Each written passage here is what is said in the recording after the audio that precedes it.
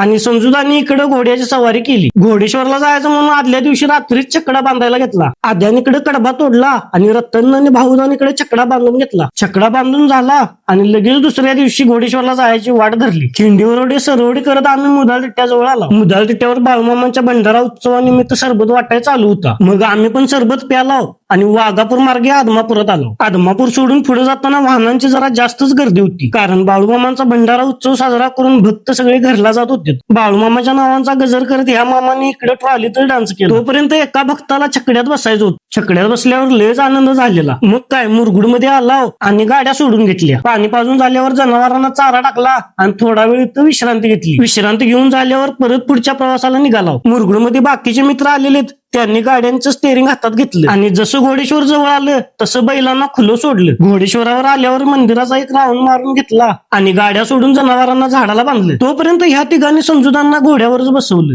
मंदिराचा एक राऊंड मारला आणि संजूदांनी इकडे घोड्याची सवारी केली. अमरदा आणि निवाजाची पण गाडी आली आणि आम्ही मुरगुडमध्ये बाजार करायला आलो. बाजार घेतला आणि इकडे जेवण तयार झालं. सगळेजण जेवलीत आणि गाढ झोपी गेलीत. मित्रांनो, दुसरा पार्ट बघायचा असला तर आत्ताच लाईक आणि फॉलो करून ठेवा.